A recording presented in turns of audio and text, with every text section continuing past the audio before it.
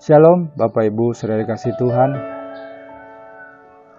Disadari atau tidak, seringkali kita berjalan dengan kekuatan dan keinginan diri kita sendiri. Kita dipimpin, dikendalikan oleh ego manusia kita yang penuh dengan dosa dan kelemahan. Renungan hari ini diberi judul mengenakan Yesus Kristus. Mari sama-sama kita lihat dari Roma 13 ayat 14. Demikian firman Tuhan. Tetapi kenakanlah Tuhan Yesus Kristus sebagai perlengkapan senjata terang, dan janganlah merawat tubuhmu untuk memuaskan keinginannya. Rasul Paulus dalam ayat ini mengingatkan jemaatnya di Roma agar mengenakan Tuhan Yesus Kristus sebagai perlengkapan senjata terang. Kata mengenakan mengandung pengertian memakai atau menggunakan pikiran Kristus, berpikir seperti Kristus, memiliki pikiran seperti Kristus. Bapak Ibu Saudara kasih Tuhan, saat kita pertama menerima Yesus Kristus sebagai Tuhan dan Juru Selamat pribadi dalam hidup kita, kita diubahkan menjadi ciptaan yang baru. Yang lama sudah berlalu, yang baru sudah datang.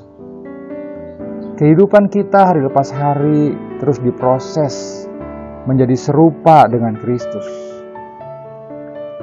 Mengenakan pikiran Kristus berarti juga memiliki hidup yang diperbaharui, hidup yang berpadanan dengan Kristus, baik dalam pikiran, perkataan kita, dan juga tindakan kita. Seperti yang juga disampaikan Rasul Paulus kepada jemaatnya di Filipi, kita bisa lihat di dalam Filipi 2 ayat yang kelima dikatakan, hendaklah kamu dalam hidupmu bersama menaruh pikiran dan perasaan yang terdapat juga dalam Kristus Yesus.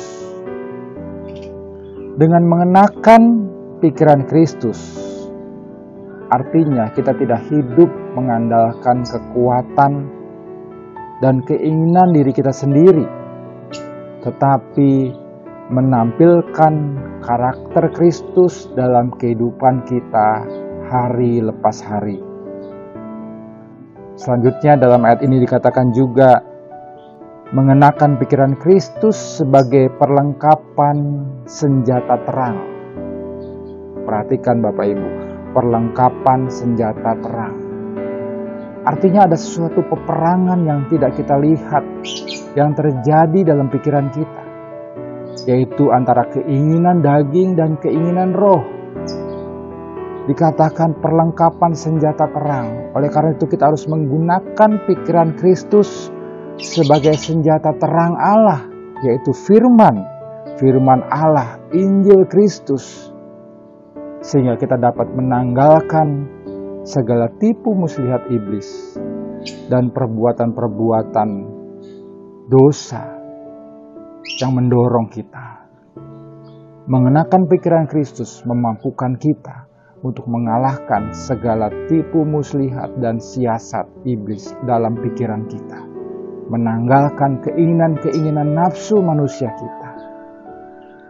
Bapak Ibu Saudara yang dikasihi Tuhan, perhatikan pada bagian akhir dari Roma 13 ayat 14 juga dikatakan, jangan merawat tubuhmu untuk memuaskan keinginanmu.